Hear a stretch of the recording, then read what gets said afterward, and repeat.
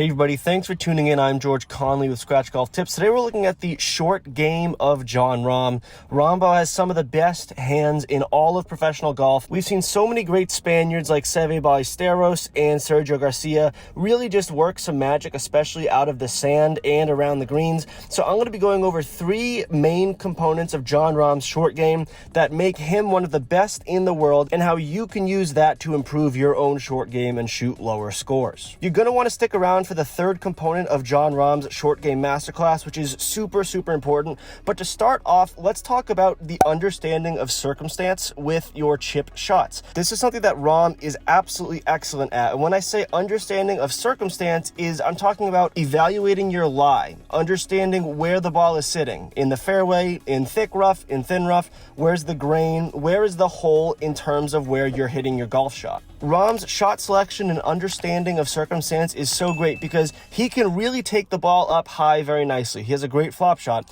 but if he has a lot of green to work with and a back pin, he's not going to do it because he understands that hitting a lower golf shot and having it just kind of ride along the green and run up to the hole is a much more effective shot. If you've ever watched Rahmbo on the television or even seen him in person around the greens, you'll notice he circles around the ball. Often he'll walk up to the hole to understand the break in front of him, between him and the hole. A lot of amateur golfers only really read the greens when they're putting, but if you have a fairly basic chip and that chip is going to spend a lot of time on the ground, absolutely take your time to read the green. So the understanding of circumstance is something that takes practice, and it takes time to understand what works for you and how different grains and different grass types react. If you're playing at a new course with different grass, definitely spend 10 minutes just dropping your ball around the green and understanding how the rough feels, how the fairway feels, etc. Next, let's talk about practice. A lot of golfers love to practice the driver. They love to practice, hitting the stinger 3-irons, the really sexy shots. It's time to start spending a lot of practice around the greens.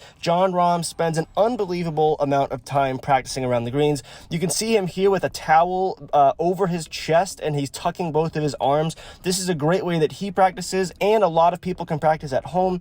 This is going to focus on maintaining the triangle between your chest line and your two arms as they're connected to the club.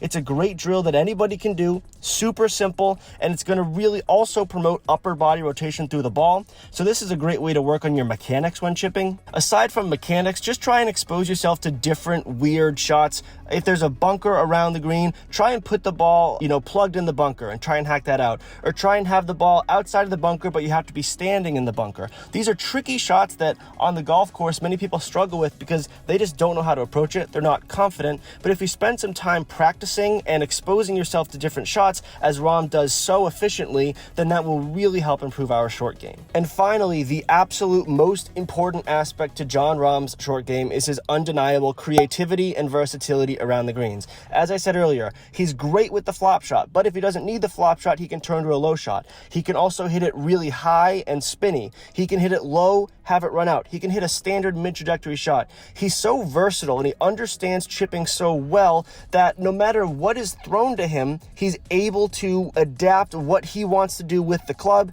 He'll change club, he'll change his aiming point, his alignment. He can do anything because he works at it, and he's really creative. He can tinker a lot. And I think when you look at some of the greatest short games that we've seen in the past 20, 30 years, Mickelson, Woods, Spieth, these are guys who are very creative. They think outside the box. If there's a fairly difficult chip shot and they say, okay, a basic chip here will get me to about 15 feet, that's fine. A great creative chipper will say, well, that basic chip will get me to 15 feet, but if I can put this off my front foot, take a 60-degree wedge, open it up, I can probably hit this to 3 or 4 feet. That's the creativity that is so valuable. And again, having that creative mind is great, but you also need the ability and the skills to back it up, which is why we go right back into the importance of practice, as I mentioned earlier. But those are 3 tips that you can really hone in your chipping and lower some scores. I'll tell you what, it's a great feeling when you're on the course and you miss a green, but you're really dialed in with your chipping and you just know that you're going to get that ball up and down and save par. It really frees you up, and it will absolutely positively